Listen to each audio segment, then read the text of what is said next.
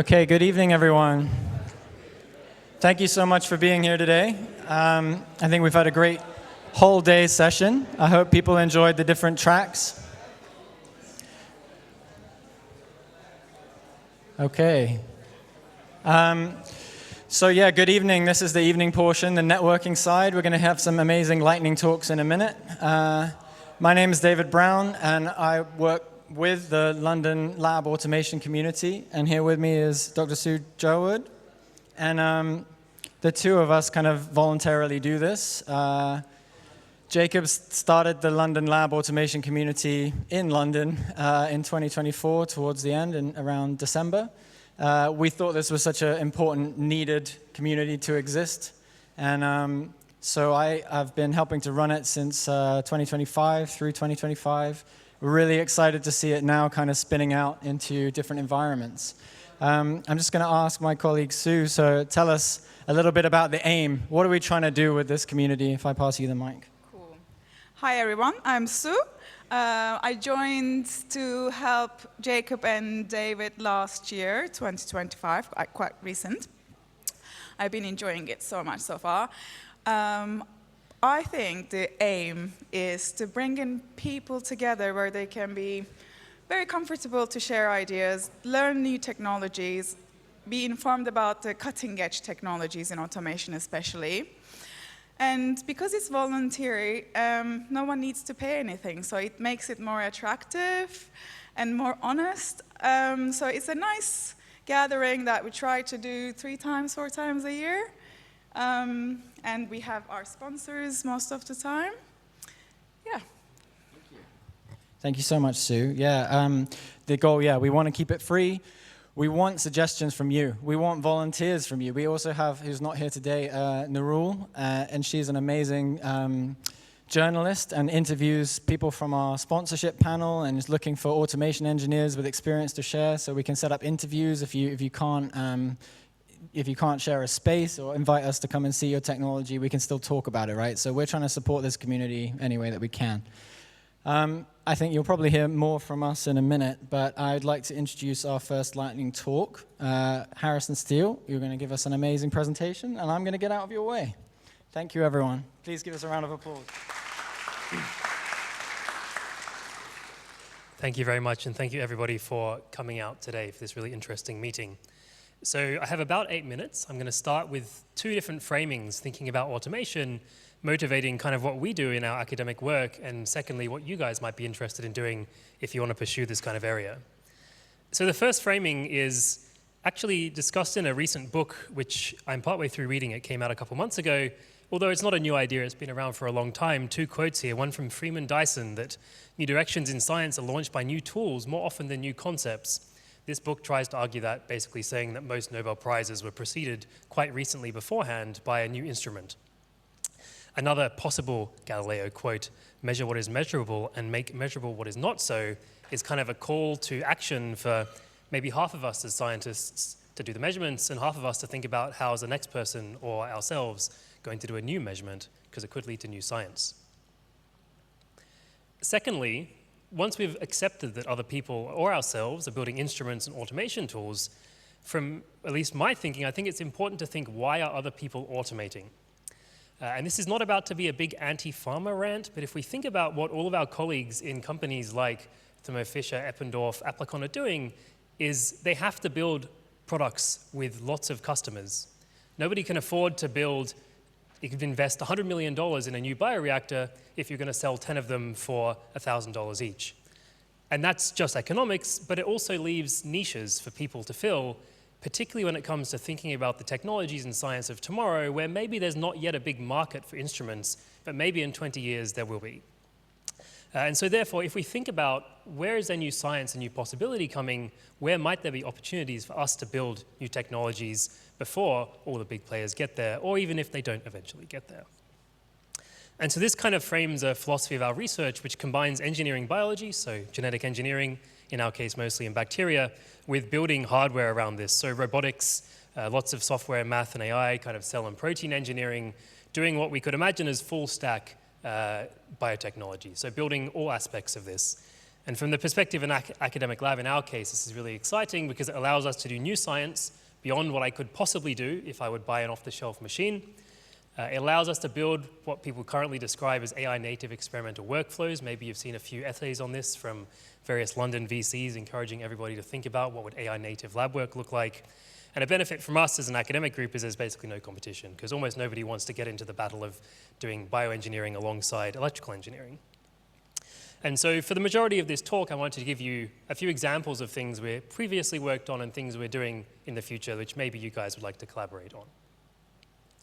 The first is kind of ancient history in the context of my own pathway. This was like 6 or 7 years ago during my PhD.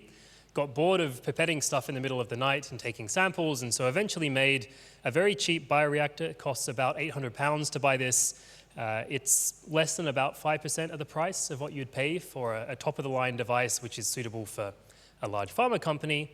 This is not really suitable for a large pharma company because it's kind of bad. It crashes a lot, but you don't pay very much, so it doesn't matter too much, and as they say, you get what you pay for.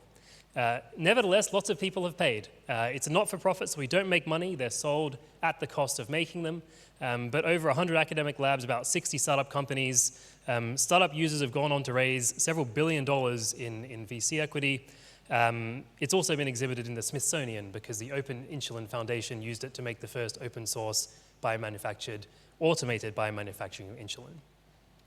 So this is a past example. The next example I wanted to go to is thinking about how we could move forward on things like changing the face of liquid handling. So the precursor to this, biotechnology from 50 years ago, is all pipetting, and still we're doing that today. A more efficient and fast way to do this would be things like 96-well plates, which we can see a bunch of over here. And these are indeed really good for some applications. For example, if I have lots of drugs in lots of wells and I'd like to screen them against lots of cells, doing that big combinatorial mixing, this is the best way to do it. I'm not going to try and dispute that. Things like FACS and flow cytometry allow you to see even more options, but of course you can't put 1,000 chemicals against 1,000 cells in a FACS machine. What we would like is to have something like a manual experiment, but with something like a well plate of actually able to see what individual versions are doing. So not just have one test tube or 3, but hundreds of thousands would be the dream for us, because this is then this scale of data we need for the next generation of AI models. The way we work on this is microfluidics. So this is using some of the semiconductor fabrication stack, making things out of silicon and then casting plastic. Here's a video of some E. coli growing in one of these chips. That is very much a zoomed in video. If we think about my approximate 100,000 to 1 million cells, here's 200. If we start zooming out, it's quite a lot of cells. And the cost of that in test tubes would already be millions of pounds. But this could just be one experiment which is running on a device. But of course, you have to build hardware around that. So we build the microscope systems, all the optics, electronics, data processing, because you can't possibly look at those pictures. There's terabytes coming off each experiment. And you might think this is a great thing to then build into a product, and maybe we could in the future partner with one of these big companies, but it is also really difficult to scale this kind of automation. A company that tried is called Berkeley Lights. Some people may be familiar. They made a really cool microfluidic cell screening platform, but really struggled to get this to work in the hands of people, highlighting some of the really fundamental challenges that turn up when you try and build a super complex instrument that requires like all kinds of levels of engineering, and then try and put it in the hands of someone half the way around the world and have it work day in and day out. There was a lot of discussion about this. If people are familiar with it, you might be laughing. It's a great instrument, but really hard for people to use in any kind of sustained way. The third example is also a case where we've tried to move beyond liquid handling platforms, again into a weird niche that people don't really care much about yet, but we think they will in the future. And so here, the kind of work we'd like to do is to evolve cells for a really long time. Some of you may have heard of the Lenski long-term evolution experiment, which started in the 1980s and basically is pipetting cells into a new test tube every day since the 1980s, which is quite inconvenient, obviously. And trying to run that in a liquid handler is also really tough. A liquid handler can run reliably for some days at a time, but you can't really just put in all the reagents and press go and come back 40 years later. There's no way it can be that reliable, and it goes through an awful lot of plastic to do its job. And so we've built new bioreactor platforms for this. They solve various challenges related to long-term culturing. We have not yet published any of this yet, but one of these running in a lab in our collaborators in the US has now evolved Vibrio nitrogens for over 120,000 generations, so the longest ever evolution experiment. Got the fastest growing cells at around 8 minutes doubling time. And it's done that, I would like to say, with no human intervention, but of course, like, stuff goes wrong. Every few months you have to go in and fix stuff up. You have to put new media in every couple of days. It still requires some human intervention, but it's the kind of experiment you couldn't really do any other way. As we've shown, we can catch up with the Lenski experiment in less than 3 years, just based on the fact that things run so fast.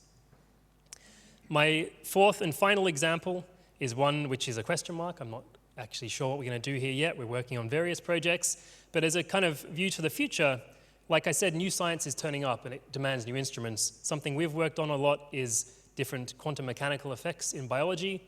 As far as I'm aware, there's no microscope you can buy that allows you to deliver radio waves and magnetic fields at precise frequencies and strengths into 3D samples, but that's what we had to build to do this work. And so now we're building the next set of instruments that will allow us to do this, and hopefully find some very new fundamental science which people are not yet looking for, but again represents what we can do if we work at the intersection of synthetic biology, bioengineering, and building fresh new tools to answer new questions. Thanks everyone for your time.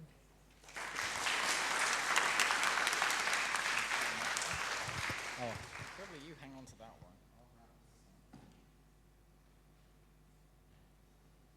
Thank you. Do we have any questions from the audience?